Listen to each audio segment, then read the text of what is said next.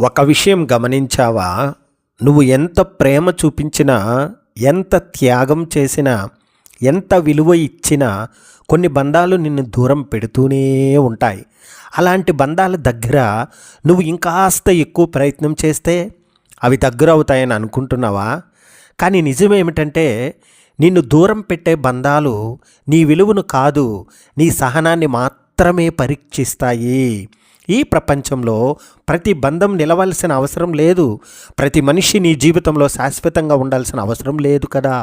ఎవరైతే నీ మాట వినరు, నీ భావాలను తక్కువ చేస్తారో, నీ నిశ్శబ్దాన్ని కూడా అవమానంగా చూస్తారో వారిని పట్టుకుని నిలబడటం ప్రేమ కాదు, అది నిన్ను నీవే కోల్పోవడం. నిన్ను దూరం పెట్టే బంధాల నుండి ఇలా ఉండాలి. మొదటగా వేడుకోకు. నీ విలువను అర్థం చేసుకొని వాళ్ళ దగ్గర వివరణలు ఇవ్వాల్సిన అవసరం లేదు. అర్థం చేసుకునే వాళ్ళు తప్పకుండా ముందుకు వస్తారు. మూడవది, నిన్ను నీవు నిందించుకోకు. అందరూ నిన్ను అర్థం చేసుకోవాలి అని ఆశించకుండా కూడా ఒక రకమైన మానసిక బంధమే. కొన్ని బంధాలు నీ జీవితానికి పాఠాలు మాత్రమే, అవి గమ్యం కాదు. నిన్ను గాయపరిచిన వాళ్ళే నిన్ను బలంగా మారుస్తారు. నిన్ను దూరం పెట్టిన వాళ్ళే నీ స్వయం విలువను నేర్పిస్తారు. ఒక విషయం గుర్తుంచుకో, నీవు ఎవరికైనా అవసరం లేకపోతే వాళ్లకు నీవు తప్పనిసరిగా అవసరం లేని చోట నిలబడకూడదు. నీ శాంతి కంటే ఏ బంధము గొప్పది కాదు. నీ ఆత్మగౌరవం కంటే ఏ ప్రేమ పెద్దది కాదు. ఇక నుంచి నిన్ను దూరం పెట్టే బంధాల దగ్గర నీవు ఎలా ఉండు. నిశ్శబ్దంగా, గౌరవంగా, దృఢంగా, స్వయంగా, సంపూర్ణంగా ఉండు. ఎందుకంటే నిన్ను నీవు ప్రేమించుకున్న రోజే నిన్ను కోల్పోయే బంధాల నుండి నిజమైన విముక్తి మొదలవుతుంది. ఈ మాటలు నీ మనసుకు తాకితే లైక్ చేయి, షేర్ చేయి. ఇలాంటి నిజమైన మాటల కోసం ఛానల్ని సబ్స్క్రైబ్ చేయడం మర్చిపోకు. నీ జీవితం, నీ విలువ నీ చేతుల్లోనే ఉంటుంది. భార్య భర్తను దూరం పెడుతుంది అంటే, నీ భార్య నిన్ను దూరం పెట్టిందంటే అది ఒక్కరోజులో వచ్చిన మార్పు కాదు. దానికి కారణాలు ఉంటాయి. ఆమెను మళ్ళీ భర్త వైపు తిప్పుకోవాలంటే బలవంతం కాదు, మార్పు అవసరం. ఇవి ప్రాక్టికల్గా పనిచేసే విషయాలు తెలుసుకుందాం. ముందుగా నిన్ను నువ్వే పరిశీలించుకో. నీ దగ్గర ఆమెకు బాధ కలిగించినవి ఏమైనా ఉన్నాయా? మాటలతో గాయపరిచావా? నిర్లక్ష్యం చేశావా? గౌరవం తగ్గిందా? ఆమె దూరం, ఆమె నొప్పిగా ఉంది అంటే అదే సంకేతం. వాదన కాదు, వినడం నేర్చుకో. నువ్వే తప్పు అని చెప్పొద్దు. నీకు ఏమి బాధగా ఉంది అని అడుగు. స్త్రీకి పరిష్కారం కన్నా అర్థం చేసుకునే మనిషి కావాలి. మాటలతో కాదు, పనులతో చూపించు. చిన్న విషయాల్లో సహాయం, ఆమె మాటలకు విలువ, ఆమె ఇష్టాలను గుర్తించుకోవడం ప్రేమ మాటల్లో కాదు, రోజువారి ప్రవర్తనలో కనిపించాలి. గౌరవం, ప్రేమ. స్త్రీ భర్త దగ్గర నుండి మొదట ఆశించేది గౌరవం. తిట్లు, అవమానం, పోలికలు ఇవన్నీ ఆమెను దూరం పెడతాయి. మార్పు ఒక్కరోజులో కాదు, నిరంతరం ఉండాలి. 1-2 రోజులు మంచిగా ఉండి మళ్ళీ పాత అలవాట్లకు వెళ్తే ఆమె నమ్మకం తిరిగి రాదు. కన్సిస్టెన్సీ ముఖ్యం. అవసరమైతే క్షమాపణ చెప్పడం బలహీనత కాదు. నేను తప్పు చేశాను అని చెప్పగల భర్త నిజానికి బలమైన మనిషి. నీ భార్య నిన్ను దూరం పెట్టింది అంటే ఇంకా నిన్ను పూర్తిగా వదిలేయలేదు. అది ఒక అవకాశం. ఆ అవకాశాన్ని మార్పుగా మార్చుకుంటే ఆమె మళ్ళీ నీ వైపు వస్తుంది. భార్య భర్తను దూరంగా పెట్టడం అంటే ఆమెకు ప్రేమ లేదని కాదు, ఆమెకు బాధ ఎక్కువైందని అర్థం. భర్త పక్కన ఉన్న మనస్సులో ఒంటరిగా అనిపిస్తే స్త్రీ నెమ్మదిగా దూరం పెడుతుంది. ఈ వీడియో చివరి వరకు వినండి, ఎందుకంటే ఎన్నో కుటుంబాలను మళ్ళీ కలిపే మాటలు ఇవి. భార్య దూరం పెడుతుందంటే అర్థం ఏమిటంటే, భార్య భర్తను దూరం పెడితే అది తిరస్కారం కాదు, అది సిగ్నల్. నన్ను అర్థం చేసుకో, నా బాధ విను, నాకు కూడా విలువ ఇవ్వు అనే మౌన అరుపు.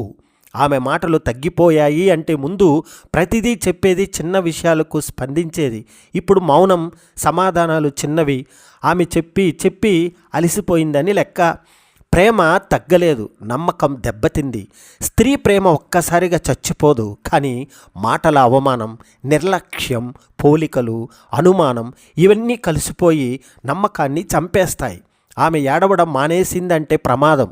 ముందు ఆమె ఏడ్చేది, ఇప్పుడు ఏడవడం కూడా లేదు అంటే ఆమె హర్ట్ మూసుకుపోయింది. ఇది చాలా ప్రమాదకరం. నిజం చెప్పాలంటే భార్యాభర్తను దూరం పెట్టడం శిక్ష కాదు, హెచ్చరిక. ఇంకా మార్పు కాకపోతే ఆమె పూర్తిగా విడిపోయే దశకు చేరుతుంది. మరి భర్త ఏమి చేయాలంటే వాదించకూడదు, వినాలి. నువ్వే తప్పు అనద్దు. నీ బాధ ఏమిటి అని అడుగు. మాటలతో కాదు, ప్రవర్తనలో చూపించాలి. టైం ఇవ్వాలి, గౌరవం ఇవ్వాలి, విలువ చూపించాలి. ప్రేమ మాటల్లో కాదు, రోజూ చేసే పనుల్లో కనిపించాలి. క్షమాపణ చెప్పడం చిన్నతనం కాదు. నేను తప్పు చేశాను అని చెప్పగల భర్తే నిజమైన భర్త. మార్పు స్థిరంగా ఉండాలి. 2 రోజులు మంచిగా, మళ్ళీ పాత స్వభావం ఉండకూడదు. ఇది ఆమెను ఇంకా దూరం పెడుతుంది.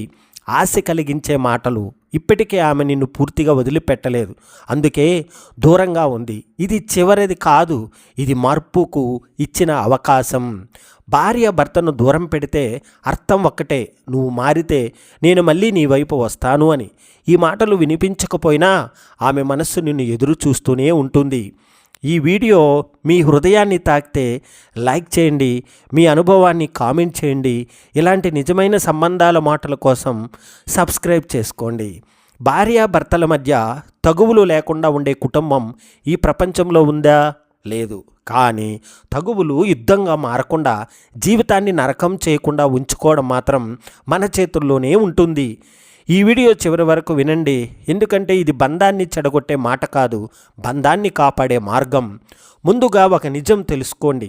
తగువు సమస్య కాదు, తగువు ఎలా జరుగుతుందో అదే సమస్య. విషయం చిన్నదే కానీ మాటలు పెద్దవయ్యాయి. అక్కడే ఫైటింగ్ మొదలవుతుంది. తగువులు ఎందుకు పెరుగుతాయి? వినకుండా మాట్లాడడం. భార్య చెప్పేది పూర్తి కాకముందే భర్త సమాధానం మొదలు పెడితే ఆమెకు విలువ లేదన్న భావన. గౌరవం తగ్గిన మాటలు, తిట్లు, అవమానం, పోలికలు ఇవి ప్రేమను మెల్లిగా చంపేస్తాయి. పాత విషయాలు తేవడం. ఒక చిన్న విషయానికి 10 సంవత్సరాల లిస్టు తెరవడం తగువును యుద్ధంగా మార్చుతుంది. ఫైటింగ్ లేకుండా ఉండాలంటే ఎలా ఉండాలి? నిశ్శబ్దం కూడా ఒక పరిష్కారం. కోపంలో మాట్లాడిన మాట తిరిగి తీసుకోలేం. కోపం వచ్చినప్పుడు మౌనం బలమైన ఆయుధం. నేను అని మాట్లాడు, నువ్వు అనద్దు. నువ్వు ఇలా చేశావు అనే మాట యుద్ధం, నాకు ఇలా అనిపించింది అనే మాట పరిష్కారం. సమస్యపై మాట్లాడాలి, వ్యక్తిపై కాదు. ఈ విషయం తప్పు అనాలి, నువ్వే తప్పు అనకూడదు. గెలవడం కాదు, నిలబెట్టుకోవడం ముఖ్యం. తగువులో గెలిస్తే బంధంలో ఓడిపోతాం. లక్ష్యం గెలుపు కాదు, బంధం. మాటల కంటే టైం ఇవ్వాలి. రోజుకు 10 నిమిషాలు మాట్లాడటం, 10 నిమిషాలు వినటం, ఇది ఎన్నో తగువులను ఆపేస్తుంది. క్షమాపణ చెప్పడం నేర్చుకోవాలి. తప్పు ఎవరిదైనా సరే సారీ అనేది బంధానికి ముందు. క్షమాపణ చిన్నతనం కాదు, తెలివి. భార్యకు కావాల్సింది ఏమిటి? భద్రత, గౌరవం, అర్థం చేసుకోవడం. ఇవి ఉంటే తగువులు తగ్గుతాయి. భర్తకు కావాల్సింది ఏమిటి? నమ్మకం, ప్రశాంతత, సహకారం. ఇవి ఉంటే ఫైటింగ్ అవసరం ఉండదు. ఒక ముఖ్యమైన నిజం, సంతోషకరమైన దాంపత్యం తగువులు లేని జీవితం కాదు, తగువులు వచ్చినా ప్రేమను పోనివ్వని జీవితం. భార్యాభర్తల మధ్య తగువులు రావచ్చు, కానీ అవే దూరాన్ని పెంచకూడదు. ప్రతి తగువు తర్వాత మాట తగ్గితే కాదు, ప్రేమ పెరగాలి. ఒక మనిషిని దూరం పెడుతున్నారు అంటే అర్థం ఏమిటి? స్నేహితులారా, ఎవరైనా మనల్ని దూరం పెడుతున్నారు అనిపిస్తే అది చాలా బాధాకరమైన అనుభూతి. మాటలు తగ్గిపోతాయి, శ్రద్ధ తగ్గిపోతుంది, మన ఉనికి అవసరం లేదన్నట్టు ప్రవర్తన కనిపిస్తుంది. అప్పుడు మన మనస్సులో ఒకే ఒక్క ప్రశ్న, నేను ఏం తప్పు చేశాను అని. కానీ ప్రతి దూరానికి కారణం నువ్వే అనుకోవడం కూడా తప్పే. దూరం పెట్టడం అంటే ద్వేషం కాదు. ఒక మనిషిని దూరం పెడుతున్నారు అంటే అది తప్పనిసరిగా ద్వేషం అని కాదు. చాలా సందర్భాల్లో అది అలసట, నీరస, భావోద్వేగ గాయాలు, అర్థం కాని బాధ, వీటికి సంకేతం. కొన్ని మాటలు చెప్పలేక, కొన్ని భావాలు వ్యక్తం చేయలేక మనిషి మౌనాన్ని ఎంచుకుంటాడు. ఎక్కువ ఆశలు, ఎక్కువ బాధ. ఒక నిజం గుర్తుపెట్టుకో, మనిషిని ఎక్కువగా ఆశిస్తే బాధ కూడా అంతే ఎక్కువగా వస్తుంది. నువ్వు ఎంత ప్రేమిస్తావో అంత ప్రేమ తిరిగి రావాలని ఆశిస్తావు. కానీ ప్రతి మనిషి ప్రేమ చూపే విధానం ఒక్కటే. ఇది అర్థం కాకపోతే సంబంధాల్లో దూరం పెరుగుతుంది. కొన్నిసార్లు మనమే కారణం. నిజం చెప్పాలంటే కొన్ని సందర్భాల్లో మనమే తెలియకుండానే కారణం అవుతాం. మాటలతో గాయపరచడం, ఎక్కువ కంట్రోల్ చేయడం, ఎప్పుడూ తప్పులే చూపించడం, గౌరవం ఇవ్వకపోవడం, ఇవన్నీ కలిసి ఒక మనిషిని నెమ్మదిగా దూరం పెడతాయి. దూరం పెట్టడం అంటే శాశ్వతం కాదు. ఎవరినైనా నిన్ను దూరం పెడుతున్నారంటే అది ఎప్పటికీ అలా ఉండాలని కాదు. కొన్నిసార్లు మనిషికి ఊపిరి తీసుకునే స్థలం కావాలి, తనను తాను అర్థం చేసుకునే సమయం కావాలి. అందుకే దూరం పెడతారు. దూరం పెట్టడాన్ని అహంకారంగా తీసుకోకూడదు, దానిని ఒక సంకేతంగా తీసుకోవాలి. నిన్ను నీవు నిందించుకోకు. ఎవరైనా నిన్ను దూరం పెడుతున్నారు అని నీ విలువ తగ్గిపోయిందని అనుకోవద్దు. ప్రతి మనిషి నీ జీవితంలో శాశ్వతంగా ఉండాల్సిన అవసరం లేదు. కొందరు ఒక పాఠం నేర్పడానికి మాత్రమే వస్తారు. నువ్వు మంచివాడివి కాదా అన్నది వాళ్ళ ప్రవర్తనతో నిర్ణయించబడదు. సరి అయిన ప్రతిస్పందన ఏమిటంటే, ఎవరైనా నిన్ను దూరం పెడుతున్నారని అనిపిస్తే బలవంతం చేయకు, వెంట పడకు, అతిగా ప్రశ్నలు అడగకు, నీ ఆత్మగౌరవాన్ని తగ్గించుకోకు. బదులుగా నిశ్శబ్దంగా గమనించు, అవసరమైతే సత్యంగా మాట్లాడి చూడు. అయినా మార్పు లేకపోతే విడిచిపెట్టు. విడిచిపెట్టడం ఓటమి కాదు. ఎవరినైనా విడిచిపెట్టడం అంటే నువ్వు ఓడిపోయావని కాదు, నిన్ను నీవు కాపాడుకున్నావని అర్థం. నీ శాంతిని కోల్పోయే సంబంధం కన్నా ఒంటరిగా ఉండటమే మంచిది. ఒక మనిషిని దూరం పెడుతున్నారు అంటే అర్థం ఒక్కటే కాదు, అది పరిస్థితి, భావాలు, గాయాలు అన్నిటి కలయిక. నిన్ను నీవు మార్చుకోవలసిన చోట మార్చుకో, కానీ నీ విలువను మాత్రం ఎప్పుడూ తగ్గించుకోకు.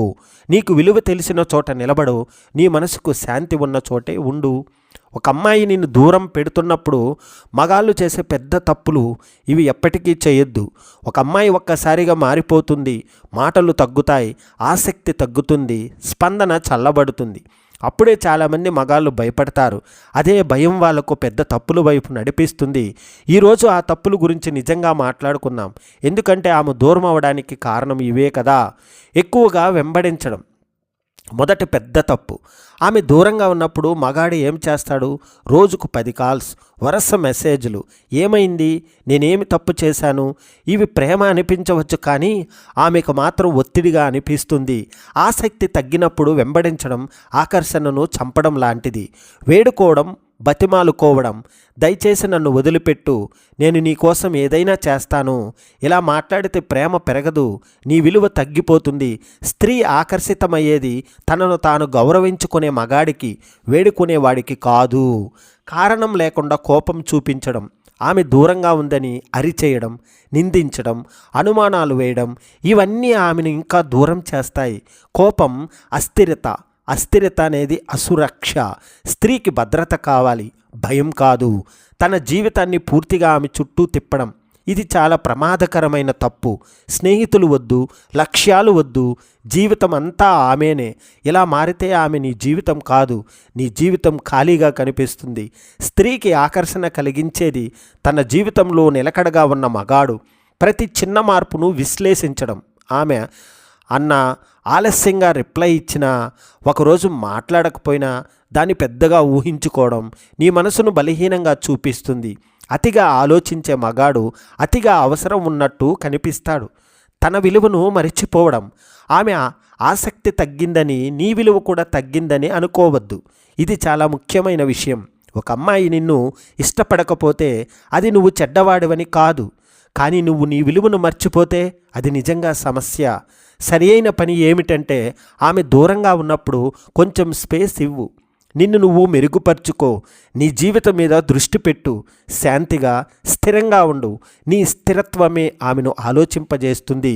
ముఖ్యమైన నిజం, ఆమెను బలవంతంగా దగ్గర చేయలేవు, కానీ నీ వ్యక్తిత్వంతో మళ్ళీ ఆకర్షణ కలిగించవచ్చు. స్త్రీ ప్రేమను వెంబడించదు, ఆకర్షణను అనుభవిస్తుంది. ఒక అమ్మాయి దూరం అవుతుంటే అది నీ అంతం కాదు, అది నీకు ఒక సందేశం. నిన్ను నువ్వు మళ్ళీ గుర్తించు, నీ విలువ పెంచుకో, నీ శాంతిని కాపాడుకో, నీ లక్ష్యాల మీద నిలబడు. అప్పుడు ఆమె వచ్చినా మంచిదే, రాకపోయినా నువ్వు గెలిచిన వాడివే అవుతావు. నిద్రలో ఉన్న ఆత్మలను మేల్కొల్పేదే విద్య. లేచి నిలబడండి, లక్ష్యాన్ని చేరే వరకు ఆగకండి.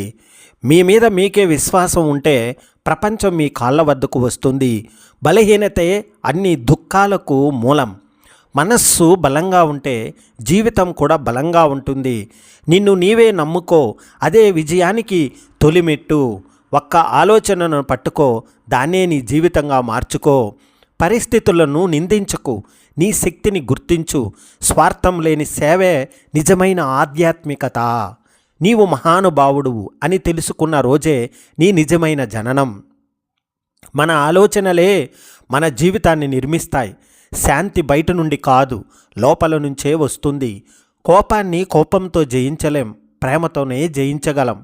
అతిశయాలు బాధకు దారి తీస్తాయి, మధ్యమ మార్గమే శాంతి. నీ మనస్సే నీ శత్రువు కూడా మిత్రుడు కూడా. ఆసక్తి ఉన్న చోటే బాధ మొదలవుతుంది. ఇతరులను నిందించడానికంటే నీలో మార్పు తెచ్చుకో. మంచి మాటలు మనస్సును ప్రశాంతం చేస్తాయి. నీవు నడిచే మార్గమే నీ గురువు. క్షమించడమే నిజమైన బలము. ఆశలు ఎక్కువైతే బాధలు ఎక్కువ. సత్యం ఎప్పుడూ మౌనంగా ఉంటుంది. ప్రతి క్షణం మార్పే. నీవు కోరే శాంతి నీవే అవ్వాలి. స్వార్థం లేని ప్రేమే నిజమైన దయ. మనస్సు శుద్ధి అయితే జీవితం శుద్ధి అవుతుంది. ఎవరిని ద్వేషించకపోవడమే నిజమైన విజయం. ఆనందం సంపాదించేది కాదు, అనుభవించేది. నీ మీద నీకే అవగాహనే జ్ఞానం. బాధ ముగింపు మార్గం నీలోనే ఉంది. ఉండాలా లేక ఉండకూడదా అదే ప్రశ్న. ప్రపంచమంతా ఒక రంగస్థలం, మనమంతా నటులమే. మన అదృష్టాన్ని నక్షత్రాలు కాదు, మనమే నిర్ణయిస్తాము. నిజమైన ప్రేమ కాలంతో పెరుగుతుంది. మాటలు ఎక్కువైతే అర్థం తగ్గుతుంది. మంచి పేరు బంగారం కంటే విలువైనది. కాలం గాయాలను మాన్పుతుంది. అహంకారం పతనానికి మొదటి మెట్టు. ప్రేమ కన్నుగా చూస్తుంది, బుద్ధిగా కాదు. అవకాశం వచ్చినప్పుడు ధైర్యమే విజయానికి దారి. మనుషులను వారి మాటలతో కాదు, వారి పనులతో కొలవాలి. నాటకం లేని జీవితం లేదు. బాధలు మనల్ని బలంగా చేస్తాయి. అత్యాశ నాశనానికి కారణము. సత్యం కఠినంగా ఉన్నా శాశ్వతము. మౌనం కూడా ఒక సమాధానమే. ప్రేమలో భయం ఉంటే ఆనందం ఉండదు. విజయం ఓర్పుతోనే వస్తుంది. మనిషి స్వభావమే అతనికి విధి. చివరకు మనమందరం జ్ఞాపకాలమే. నాకు తెలిసింది ఒక్కటే, నాకు ఏమీ తెలియదని. నీ జీవితాన్ని పరిశీలించుకోకుండా జీవించడం అర్హత కలిగిన జీవితం కాదు. నిజమైన జ్ఞానం అంటే నీ అజ్ఞానాన్ని తెలుసుకోవడమే. నీ ఆత్మను మెరుగుపరుచుకో, ధనం స్వయంగా వస్తుంది. మంచి వ్యక్తి ఏ పరిస్థితుల్లోనూ నష్టపోడు. జ్ఞానం ప్రారంభం ప్రశ్న అడగడం. నీ స్వభావమే నీ భవిష్యత్తును నిర్ణయిస్తుంది. సత్యం ఎప్పుడూ ఒక్కటే, అభిప్రాయాలు ఎన్నో. నీ అంతరాత్మ చెప్పేదే నిజమైన గురువు. తప్పు చేయడం కన్నా తప్పు చేయడాన్ని సమర్థించుకోవడం మరింత ప్రమాదకరం. నిన్ను నీవు తెలుసుకో, అదే జీవన విద్య. బాహ్య సౌందర్యం కంటే అంతరంగ సౌందర్యమే శాశ్వతము. మంచి ఆలోచనలు మంచి జీవితాన్ని నిర్మిస్తాయి. నైతికత లేని జ్ఞానం ప్రమాదకరం. నీ ఆలోచనలే నీ జీవితానికే అర్థం. ఆలోచించడం మనిషికి దేవుడు ఇచ్చిన గొప్ప వరం. సరైన విద్య మనిషిని మంచి పౌరుడిగా మారుస్తుంది. న్యాయం అంటే ప్రతి ఒక్కరికి అతనికి తగిన దాన్ని ఇవ్వడం. జ్ఞానం లేకుండా శక్తి ప్రమాదకరం. మంచి ఆలోచనలే మంచి జీవితానికి మూలం. ఆత్మను శుద్ధి చేసుకునే మార్గమే నిజమైన తత్వశాస్త్రం. తెలివైన వారు మాట్లాడతారు, జ్ఞానులు మౌనాన్ని అర్థం చేసుకుంటారు. అజ్ఞానం అన్నది అన్ని దుష్ప్రవర్తనలకు మూలం. రాజులు తత్వవేత్తలుగా మారితేనే సమాజం సుఖంగా ఉంటుంది. సత్యాన్ని చూడాలంటే భ్రమలను విడిచిపెట్టాలి. శరీరం కన్నా ఆత్మకే ఎక్కువ విలువ ఇవ్వాలి. కోరికలను నియంత్రించగలిగిన వాడే నిజమైన బలవంతుడు. జీవితం ఒక పరీక్ష, జ్ఞానం దానికి మార్గదర్శకం. సమాజం ఎలా ఉందో నాయకుల ఆలోచనల్లోనే కనిపిస్తుంది. నిజమైన ప్రేమ ఆత్మల మధ్య ఉంటుంది. కాలం విలువ తెలియకపోతే జీవితం విలువ కూడా తెలియదు. నిన్ను నీవు నమ్ముకున్న రోజే నీ జీవితం మారుతుంది. అవకాశాలు ఎదురు చూడవు, సిద్ధంగా ఉన్నవారిని వెతుకుతాయి. మౌనం చాలా ప్రశ్నలకు సమాధానం ఇస్తుంది. కష్టాలు నిన్ను ఆపడానికి రావు, నిన్ను తయారు చేయడానికి వస్తాయి. ప్రతి ఓటమి ఒక పాఠం, ప్రతి విజయం ఒక పరీక్ష. నీ ఆలోచనలే నీ భవిష్యత్తును నిర్మిస్తాయి. అహంకారం నిన్ను ఒంటరిగా చేస్తుంది, వినయం నిన్ను గొప్పవాడిని చేస్తుంది. అందరి అభిప్రాయాలు వినాలి, కానీ నిర్ణయం నీదే కావాలి. నిజమైన ఆనందం ధనంలో కాదు, సంతృప్తిలో ఉంది. ఎదురు చూసేవాళ్ళు అవకాశాలు కోల్పోతారు, ప్రయత్నించే వాళ్ళే గెలుస్తారు. నిన్నటి బాధలను మోసుకుంటూ నేటిని పాడు చేయకు. మంచి అలవాట్లు నిన్ను పైకి తీసుకెళతాయి, చెడు అలవాట్లు కిందికి లాగుతాయి. నిన్ను గౌరవించని చోట నిలబడకు. ప్రతిరోజు కొత్తగా మొదలుపెట్టే అవకాశం జీవితాన్ని ఇస్తుంది. అనుభవమే గొప్ప గురువు. చిన్న నిర్ణయాలే పెద్ద మార్పులకు కారణమవుతాయి. నీ విలువ తెలిసిన వాడే నిన్ను నిజంగా గౌరవిస్తాడు. జీవితంలో శాంతి కావాలంటే ఆశలు తగ్గించు, కృషి పెంచు. నిజాయితీ నెమ్మదిగా నడుస్తుంది, కానీ దూరం వెళుతుంది. విద్య లేనివాడు కన్నులున్న అంధుడితో సమానం. సమయం, అవకాశాలు ఎవరికీ ఎదురు చూడవు. శత్రువుని తక్కువ అంచనా వేయడం అతిపెద్ద తప్పు. ధనం ఉన్న చోటే స్నేహం ఎక్కువగా ఉంటుంది. కష్టకాలంలో నిజమైన మిత్రుడు తెలుస్తాడు. అవసరానికి మించి మాట్లాడేవాడే తనకు నష్టం చేసుకుంటాడు. ఆలస్యం విజయానికి అతిపెద్ద శత్రువు. నైతికత లేని విజయం పరాజయంతో సమానం. పరిస్థితులకు తగ్గట్టుగా మారగలిగేవాడే విజేత. నిన్ను నీవు నియంత్రించుకోలేనివాడు ఇతరులను పాలించలేడు. సలహా ఇవ్వడానికి ముందు ఆ వ్యక్తి స్థితిని తెలుసుకో. జ్ఞానం లేని బలం ప్రమాదకరం. కోపం తెలివిని నాశనం చేస్తుంది. చిన్న పొరపాటు కూడా పెద్ద నష్టానికి దారితీస్తుంది. భవిష్యత్తు భద్రత కోసం నేటి శ్రమ అవసరం. అహంకారం ఉన్న చోట పతనం ఖాయం. సత్యం కఠినమైనదనే చివరికి అదే గెలుస్తుంది. పేదరికం మనిషిని కాదు, పరిస్థితులను పరీక్షిస్తుంది. తెలివైన వాడు నిశ్శబ్దంగా పనిచేస్తాడు. రాజ్యాన్ని కాపాడేది బలం కాదు, బుద్ధి. My life want change unless I do. నా జీవితం మారదు, నేను మారితే తప్ప. స్నేహితులారా, ఒక నిజం చెప్పనా? నీ జీవితం మారట్లేదని నువ్వు ప్రతిరోజు బాధపడతావు, కానీ నువ్వు మారకుండా జీవితం మారాలని ఆశిస్తావు. అదే అతిపెద్ద తప్పు. My life won't change unless I do. నేను మారితే తప్ప, నా ఆలోచనలు మారితే తప్ప, నా అలవాట్లు మారితే తప్ప నా జీవితం మారదు. ప్రపంచాన్ని నిందించడం ఆపు. నీ జీవితంలో సమస్యలు ఉన్నాయా? డబ్బు లేదు, గౌరవం లేదు, సంతోషం లేదు అనిపిస్తుందా? అప్పుడు నువ్వు ఎవరిని నిందిస్తున్నావు? పరిస్థితులనా, కుటుంబాన్న, సమాజాన్న, అదృష్టాన్న? ఒక్కసారి నిజంగా నీ హృదయాన్ని అడుగు. నేను మారానా? నువ్వే మారకుండా ప్రపంచం నీ కోసం మారాలని కోరుకోవడం మూర్ఖత్వము. మార్పు బాధాకరమే, కానీ అవసరం. మారడం సులువు కాదు. మారడం అంటే ఆలస్యం వదిలేయాలి, భయాన్ని ఎదుర్కోవాలి, అలవాట్లు మార్చుకోవాలి, కంఫర్ట్ జోన్ నుంచి బయటకు రావాలి. అందుకే చాలామంది మారరు. కానీ గుర్తించుకో, బాధను భరించకుండా మార్పు రాదు, మార్పు లేకుండా విజయం రాదు. నువ్వు రోజు చేసే చిన్న పనులే నీ భవిష్యత్తు. నువ్వు రోజు ఏమి చేస్తున్నావు? మొబైల్లో స్క్రోల్ చేస్తున్నావా? ఇతరుల జీవితాలను చూస్తూ అసూయపడుతున్నావా? రేపు మొదలెడతాను అని వాయిదా వేస్తున్నావా? ఇవన్నీ నీ భవిష్యత్తును దొంగలిస్తున్నాయి. ఒకరోజు, 2 రోజులు కాదు, ప్రతిరోజు నువ్వు చేసేదే నీ జీవితం. మారాలంటే మొదట ఆలోచనలు మార్చాలి. నీ ఆలోచన ఎలా ఉంటే, నాతో కుదరదు, ఇది నా వల్ల కాదు, అదృష్టం లేదు, అప్పుడు నీ జీవితం కూడా అలాగే ఉంటుంది. కానీ ఒకరోజు నువ్వు ఇలా అనుకుంటే, ఎలా అయినా మారాలి, ఇక చాలు, ఇది నా జీవితం. అదే రోజు నీ మార్పు ప్రారంభమవుతుంది. నిన్ను నీవే రక్షించుకోవాలి. నీ జీవితాన్ని మార్చడానికి ఎవరూ రారు, ఎవరూ చెయ్యపట్టరు, ఎవరూ బాధ్యత తీసుకోరు. నీ జీవితానికి నువ్వే హీరో. నువ్వు లేకపోతే నిన్ను ఎవరూ ఆపరో, లేపరో. ఈరోజు తీసుకున్న నిర్ణయమే నీ భవిష్యత్తు.